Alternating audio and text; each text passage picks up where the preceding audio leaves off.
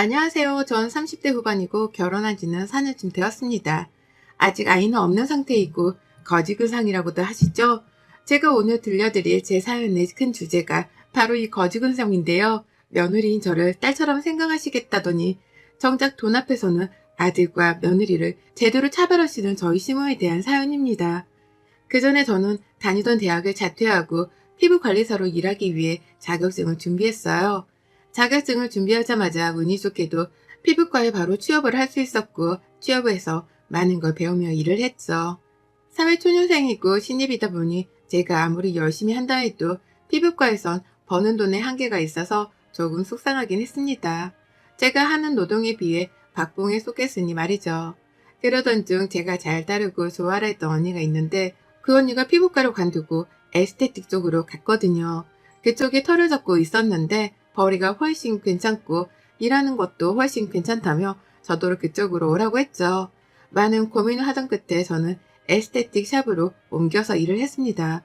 확실히 벌이가 달랐고 제가 하는 만큼 벌 수 있는 구조인 곳에서 일을 했어요. 그러다 보니 손이 빠른 편이고 저를 찾아주시는 고객들이 많으셔서 돈은 아쉽지 않게 벌 수 있었습니다. 물론 퇴근하고 나면 온몸이 아프고 녹초가 되었지만 쌓이는 돈을 보면 그렇게 뿌듯할 수가 없었죠.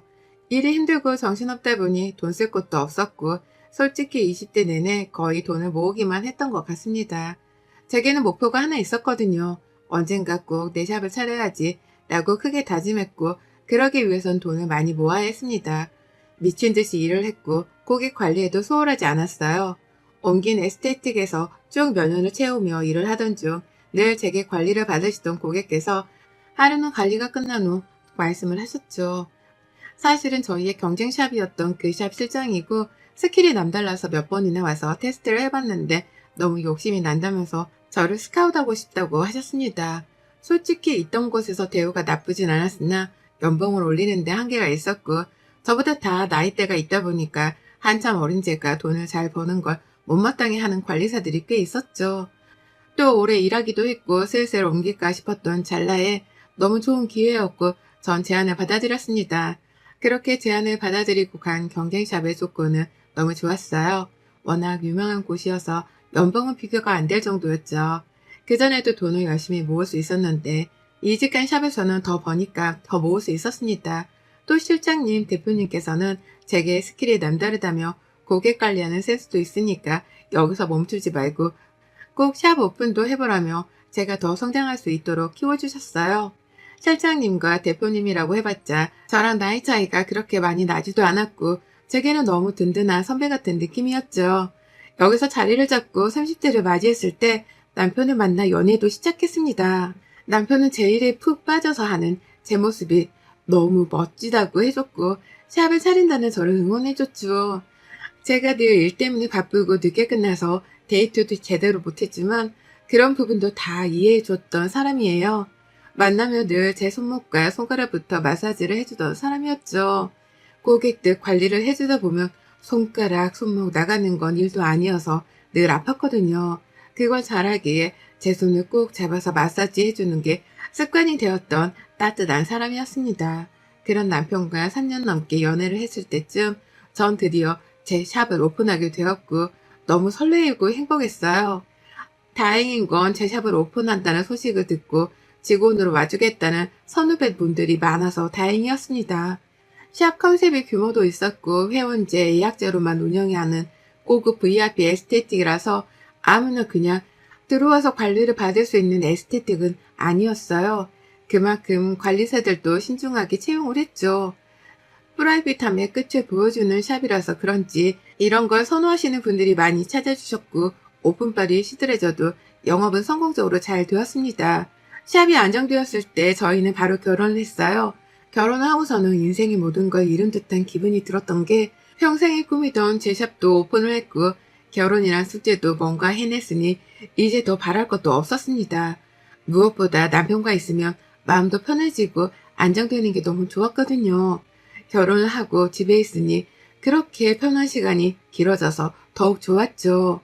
샵을 오픈하고서는 특 VIP가 아닌 이상 제가 직접 관리를 할 일이 없어서 일찍 출근하고 늦게 퇴근할 일이 없었습니다. 그래서 남편 아침도 차려주고 청소도 하고 천천히 오후쯤 출근해서 샵 관리를 하고 그러다 퇴근을 했어요. 20대 때부터 쭉 쉼없이 달려왔던 삶에 드디어 쉼이란 게 생긴 기분이었죠. 그럼에도 불구하고 마냥 쉬지는 못했던 게 저를 보고 오시는 고객들이 많았기에 저희 관리사분들에게 주기적으로 제 스킬과 노하우를 알려주는 수업도 1대1로 진행을 했습니다. 물론 아무나 알려주는 건 아니었고 정해진 연차수가 된 직원의 한정에 알려줬어요. 그렇게 되면 VIP 고객 관리가 가능해지는 거고 급여가 달라지죠. 또한 저 역시 직원이었던 시절이 길었기에 복지를 최대한 섭섭하지 않게 해주려고 노력을 많이 했어요. 불필요한 복지는 하지도 않았고 현실적으로 필요한 복지로만 말이죠. 바로 직전에 절 스카우트해 주셔서 함께 일했던 실장님과 대표님은 제가 이렇게 성공한 걸 너무 기특해 하셨고 이제는 서로 대표님 언니, 동생 하는 사이가 되었습니다. 사석에서 만나 술도 마시고 놀기도 하고 사업 얘기도 하는 그런 사이가 되었죠. 지역구가 달라서 경쟁샵이 아니니 그럴 수 있었던 것 같아요. 원래 저희 친정집은 가난까지는 아니어도 넉넉하지 못한 집안이었습니다. 늘 돈에 쫓기듯 살았던 집안이었고 돈이 없어서 서름을 겪었던 집안이었죠. 아직도 기억나는 게 중학교를 들어가야 해서 교복을 맞추려는데 몇만 원이 더 비싼 교복 브랜드가 있었어요. 그런데 거기가 유명했습니다.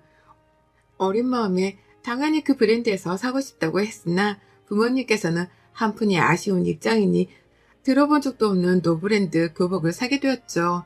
첫 교복을 입는 설레임도 사라졌고 집에 오자마자 셔츠고 마이고 붙어있는 택을 가위로 다 잘라버리기 바빴습니다. 친구들이 너 어디 거야? 라고 물어보면 대충 둘러대고 말았고 제가 원했던 그 브랜드 교복을 입은 친구들을 보면 그렇게 부러웠죠. 이거 말고도 고등학교는 급식 사건도 있었네요. 줄 서서 식당을 들어가야 했는데 입구에서 카드를 찍어야 합니다. 그런데 급식비를 미납한 사람은 삑삑삑삑 하고 굉장히 큰 소리가 나요. 한두 번 그런 소리가 난 적이 있어요. 늘 떨렸습니다. 소리가 작은 것도 아니고 커서 다 알 수 있는 정도였고 너무 창피하고 부끄러웠거든요. 그래서 괜히 카드를 안 들고 왔다고 거짓말을 하고 선생님께 혼나고 들어가서 밥을 먹기도 하고 그랬습니다. 주머니에 있는데 말이죠. 돈이란 게 참 그래요. 돈이 뭐길래 사람을 한없이 기쁘게도 만들었다가 비참하게도 만드는 건지 아무리 생각을 해봐도 돈은 나쁜 것 같습니다. 이렇게 배고프고 아파본 적이 있기에 전 제가 성공하고 여유를 찾고 나서 전세 대출을 끼고 살던 부모님께 자가집을 사드렸어요. 사람이 집이 있어야 안정이 되게 살잖아요. 처음으로 자가집에서 살게 된 부모님은 저를 끌어안고 엉엉 우셨고 제 위로 언니가 2살인 언니가 있는데 언니는 고맙다고 했죠. 동생이 하든 언니가 하든 집을 산 거면 된 거라고 고맙고 미안해할 필요 없다고 그렇게 훈훈하게 마무리를 했습니다. 이후에도 평생 어떻게든 딸 둘 먹여 살리려고 고생하신 부모님 돈 걱정 없이 사시라고 금전적으로 도움을 많이 드렸어요. 평생 할 수 있는 효도를 아쉬움 없이 다 했다고 감히 말할 수 있었죠. 그래서 저희 엄마께서는 제가 시집 간다고 했을 때 가지 말라고 엉엉 우셨습니다. 엄마, 왜 그렇게 울어? 누가 보면 딸내미 팔려가는 줄 알겠네. 아까워서 그렇지. 아까워서 내 딸을 누구 주겠어. 세상에 윤지, 너를 누굴 줘 내가. 아유, 결혼한다고 달라질 게 뭐가 있어. 너무 그러지 말어. 속상하니까. 울지 마. 아, 그래. 당신 너무 오버한다. 당신이 그렇게 울면 윤지가 마음 불편하지. 당신은 입 다물어. 아깝지도 않니? 이 똑 부러지는 애를 세상에 누굴 줘 누구를? 난 우리 윤지 그냥 혼자 떵떵거리면서 살았으면 좋겠어. 시댁 식구들 눈치도 안 보고 남편의 애기에 다 얽매여서 그렇게 힘들게 안 살고 지 잘난 맛에 그렇게 살았으면 좋겠단 말이야. 엄마, 결혼해도 그렇게 살 거야. 나 이제 대표잖아. 완전 잘났어. 엄마 딸. 그래서 완전 잘난 맛에 살 거야. 그니까 걱정 말고 울지 마. 나 진짜 속상해. 저희 엄마는 진짜 엉엉 우시면서 저더러 아까우니 시집 가지 말라고 하실 정도였습니다. 솔직히 남편만 아니었으면 저 역시 시집 안 가고 비혼으로 살았을 것 같아요. 근데 그러기엔 남편이 너무 괜찮은 사람이고 절 보듬어 주는 사람이라서 놓을 수 없었죠. 저희 엄마께서 이렇게 울고불고 속상해하신 걸 대충 눈치로 알아챈 남편은 저희 엄마께 더 잘했어요. 안 그래도 싹싹한데 더 싹싹하게 다가갔고 안부 전화도 자주 했죠. 그러니 지금은 우리 사위가 최고라는 엄마세요. 이렇게만 봤을 때 결혼 생활이 참 행복해 보이지만 역시 시댁은 시댁인 건지 시모 때문에 참 힘든 시간이 있었습니다. 저희 부부는 각자 번 돈은 각자 관리를 하고 있어요. 공동 생활비만 딱 내고 얼마 버는지도 서로 정확히 모르죠. 정확한 건 제가 훨씬 더 번다는 건데 그걸 알기에 외식하거나 할 때는 자연스럽게 제가 계산을 하거나 하거든요. 그런데 시모도 제가 돈을 잘 번다는 걸 아세요. 어느 날은 제게 이렇게 말씀을 하셨죠. 윤진이, 나다. 뭐 샵에 있니? 집 있니? 저 출근 준비하고 있어요, 어머님. 그래. 나 좀 서운한 게 있어서 전화했어. 너 들어보니까 아주 효녀더라. 부모님 집도 사드리고 용돈도 드리고 차도 바꿔드리고 명품백은 기본에 아주 해드릴 수 있는 건 다 해드리더만. 네? 그게 왜요? 뭐 그게 왜요? 왜냐니? 너 나한테 뭐 해줬어? 어머님, 그건 차원이 다른 문제죠. 제가 저희 친정집에 도움 줄 수 있는 걸 해준 거고 그걸 원하시면 아범이 할 문제죠. 이거 왜 저한테 그러세요? 그리고 제가 제 부모님한테 제가 번 돈으로 효도를 했는데 왜 어머님이 서운하신지 모르겠네요. 한마디를 하면 열마디를 하지, 아무리 내가 네 엄마가 아니고 시엠이라고 해도 그렇지. 좀 도와주고 같이 해줄 수 있는 거 아니냐? 난 언제 무너질지도 모르는 집에서 무릎도 아픈데 계단 오르고 내리면서 살고 있는데 안 불쌍하니? 어머님 그러셨어요? 제가 형님이랑 아범한테 당장 말할게요. 진작 말씀하시지 왜 참으셨어요? 이건 그냥 못 넘어가죠. 뭐? 윤지야, 아니다. 뭘 말하니? 그게 아니고. 아니에요. 제가 당장 말해서 해결할게요. 끊어보세요. 어머님 연락드릴게요. 전 말도 안 되는 소리로 저를 모함하는 시모에게 되려 한 방 먹였습니다. 저희 시모는 제게 늘 입버릇처럼 하는 말이 있으셨어요. 딸 같은 며느리, 엄마 같은 시모 사이로 지냈으면 한다고 고백을 뜬없이 우리 그렇게 지내자고 말이죠. 그래놓고는 정작 이럴 때 보면 본인 아들과 딸 주머니에서는 1,000원 한 장 꺼내는 걸 아까워하고 며느리 제 주머니에선 1,000만 원 1억이 나와도 아깝지 않고 당연히 여기는 사람이었습니다. 그리고 웃긴 건 본인 자식들에게 돈 얘기하는 걸 꺼려했죠. 그걸 이용해서 전 바로 형님에게 전화를 했습니다. 형님, 저예요. 잘 지내고 계시죠? 올케 오랜만이네. 잘 지내고 있지. 올케는 별일 없지? 네, 형님, 통화 가능하세요? 응, 왜 무슨 일 있는 거야? 네, 조금 전에 어머님이랑 전화를 했는데 어머님이 무릎이랑 관절이 안 좋으셔서 계단 오르고 내려오는 게 힘드신가 봐요. 집도 다 무너질 것 같은 집에서 어머님 홀로 살고 계신다고 한마디 하시더라고요. 정말이야? 2층이고 거기서 오래 사셨는데 갑자기 왜 그러시지? 올케한테 뭐라고 한 거야? 정확히 뭐라고 했어? 저희 집도 어려웠었거든요. 그래서 제가 돈 벌어서 저희 부모님 집 해드렸었는데 시집 오기 전에 그걸 어떻게 남편이 말한 건지 그 말씀을 하시면서 저희 부모님한테만 효도한다고 뭐라고 하시더라고요. 어머님이 그렇게 힘드신 거면 이사해드려야죠. 뭐야? 아니 그걸 왜? 아유, 옳게. 내가 엄마랑 얘기할 테니까 신경 쓰지 말고 기분 상했을 건데 미안해. 아니에요, 형님. 그냥 이사를 해드려야 할 것 같아서요, 저는. 한두 푼 드는 것도 아니고 멀쩡하게 잘 살던 집에서 이사를 왜 가? 아니야, 내가 말할게. 이어서 전 남편에게도 똑같이 말을 해줬고 형님과 남편은 시모에게 전화해서 막 뭐라고 했더라고요. 들어보니 시집도 오기 전에 본인이 벌어서 본인 부모 집은 사줬으면 기특하다고 칭찬을 해줘야지 왜 그걸 시샘하면서 집 사달라고 하냐고 애도 아니고 민망해 죽는 줄 알았다면서 형님이 난리를 치셨다고 합니다. 2층이라고 해봤자 계단도 얼마 없는 거 뻔히 아는데 그러지 말라고 하셨고 시모는 제대로 심술이 나셨겠죠. 그 이후 한동안은 제게 연락이 안 오더라고요. 그리고 남편이 앞으로는 시모가 이런 식으로 제게 뒤에서 말을 하면 본인이 대놓고 다 말을 해주라고 쏘가리 하지 말라고 하길래 알겠다고 했습니다. 그렇다고 해서 제가 시모에게 아무것도 안 해준 것도 아니에요. 시모네 집이 워낙 낡았었는데 저희 신혼집을 보고 몇 달 내내 들들 볶아서 리모델링을 싹 해드렸고 그 공사를 하는 한 달이란 시간 동안 저희 집에서 지내시라고 선뜻 먼저 말씀도 드렸습니다. 리모델링 비용도 꽤 나왔고 그 와중에 가전제품도 욕심을 내셔서 냉장고랑 에어컨도 바꿔드렸습니다. 저 역시 하늘에서 돈이 뚝딱 떨어지는 게 아니고 노력해서 버는 돈인데 당연하다는 듯 쓰려는 시모가 너무 얄미웠습니다. 더 웃긴 건 에어컨 살 때 남편이 계산을 하려고 하자 시모는 거의 몸을 던지듯 날라서 막았고 윤지가 한다고 하잖아 라고 해서 어이가 없었거든요. 이렇게 본인 아들이 돈 쓰는 건 온몸을 다해 티나게 막아서 더 얄미운 사람입니다.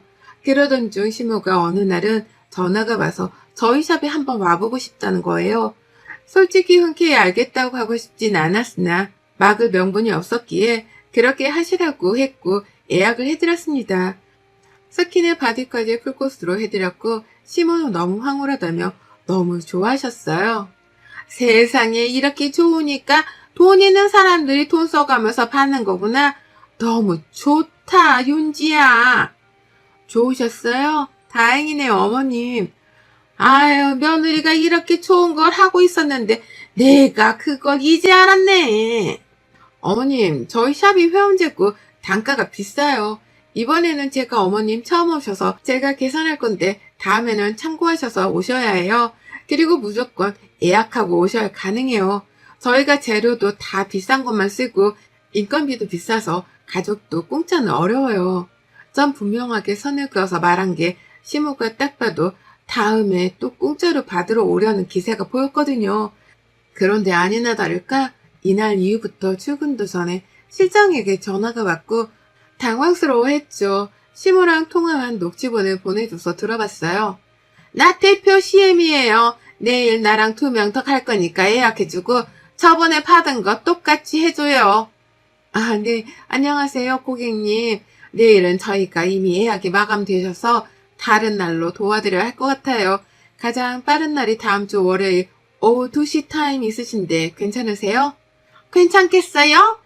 못 알아들었나 본데 나 대표 CM이라고요. 거기 대표 CM이라고. 아, 네. 그런데 저희가 100% 예약제로 룸이 다 예약이 된 상황이라 어떻게 해드릴 수가 없어서요. 그쪽 실장이죠? 내가 우리 며느리랑 전화하고 전화할 테니 기다려봐요. 장난치는 것도 아니고 대표 CM이한테 대접을 이따위로 해? 듣는데 제가 다 민망해서 혼났습니다. 실장님, 제가 미안해요. 저희 어머님이 통화해보셔서 아시겠지만 대화 불가해요. 제가 전화해서 말씀드릴 테니까 신경 쓰지 말고 기분 풀어요. 미안해요. 아니에요, 대표님. 전 괜찮아요. 시모에게 전화해서 상황 설명을 했으나 그럼 마감하고 해달라며 막무가내로 난리를 치는 겁니다. 이미 사람들에게 큰 소리를 쳐놨는데 뭐라고 하냐면서 말이죠. 그래서 제가 최후의 방법으로 말했어요.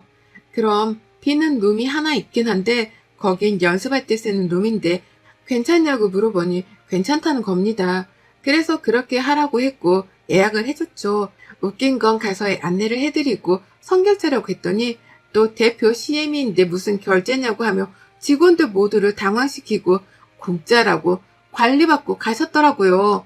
샵에서 큰 소리 내면 좋지 않기에 우선 조용히 룸으로 안내하고 다 끝낸 후 제게 전화와서 설명을 했고 전 남편에게 바로 전화해서 말했습니다. 시모에게 이미 설명도 했고 공짜는 어렵다고 선도 그었는데 저러니 더 이상 대꾸할 이유가 없었죠. 남편에게 말했고 남편이 이체를 해줬어요. 그러니 시모는 혼자도 오고 지인도 끌고 오고 아주 자주도 왔습니다. 그럴 때마다 결제 내역은 늘 남편에게 보내서 이체를 받았죠. 결국 이렇게 되면 우리 부부 주머니에서 자꾸 돈이 나가는 거니까 다시 한번 머리를 써버렸어요. 시모와 지인들이 모인 날 저도 출근해서 인사를 했죠. 지인들은 너무 예쁘다며 아가씨 같고 멋지다고 아주 칭찬들만 했고 이어 말했습니다. 세상에 며느리가 무슨 20대 같아. 관리하는 대표는 다르네. 아니 근데 매번 이 좋고 비싼 걸 공짜로 해주는데 너무 고마워서 어째요. 공짜라뇨. 저희 공짜로 절대 못한다고 어머니께 말씀드려서 아실 텐데 재료도 하나하나 다 고급이고 비싼 것만 쓰고 인건비도 장난 아니거든요. 그래서 저희 공짜 자체를 못해요. 그래서 처음엔 제가 늘 결제를 대신하다 남편이 미안하다고 그 이후부턴 본인이 결제하고 있어요. 아, 그래요? 아, 우리는 몰랐네. 계산하고 갈게요. 아우, 미안해라. 아니, 공짜니까 받으러 가자고 하길래 그런 줄 알았지. 그럴 리가요. 저희 샵이 그냥 동네 샵도 아닌데요. 결제는 그럼 앞쪽에서 도와드릴게요. 마무리 하시고요. 지인들은 산생이 되어 결제를 했고 다들 할부까지 그었죠. 시무는 아무 말도 못하고 입국 다물고 있다가 저녁에 전화가 왔더라고요. 얘, 너 지금 나랑 장난치니? 내 아들 돈으로 왜 네가 여태 생색을 내? 저 생색 낸 적 없는데요, 어머님. 제가 돈 내고 하시라고 몇 번을 말씀드렸잖아요. 공짜로 못 하신다고. 애초에 관리를 받으셨으면 돈을 내셔야지. 무슨 심부로 어머님 한두 번도 아니고 저라면 며느리 가게 매출 올려주려고 한 푼이라도 더 쓸 것 같은데 어머님은 지인들까지 다 끌고 오셔서 어떻게 그러세요? 야, 너 말 다 했어? 아니요, 할 말 더 했고 들으세요. 어머님, 아들 돈은 아깝고 며느리 돈은 당연하다는 듯 쓰려고 하지 마세요. 제가 돈 버는데 보태주신 거 단 하나도 없으시잖아요. 생판 나무로 살아놓고 이제 와서 돈 쓸 때만 가족이 마냥 그러지 마세요. 저 가식적인 거 딱 싫어해요, 어머님. 저 혼자 살아도 아쉬울 거 없는 사람이거든요. 이 시간 이후로도 또 이러시면 어머님 귀한 아들 어머니 품으로 반품시킬 거니까 그렇게 아세요?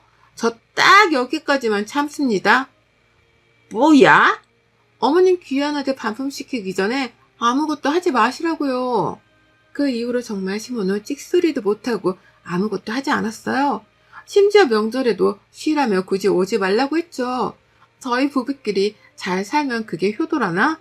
제가 버는 돈이 있고 어쨌든 덕분에 본인도 용돈이라는 걸 받으니 이혼하는 건 싫은 거예요. 그래서 정말이지 전날 이후로 시모는 제게 간섭이란 걸 하지 않는답니다. 여러분의 생각은 댓글로 남겨주세요. 오늘도 시청해주셔서 정말 감사합니다.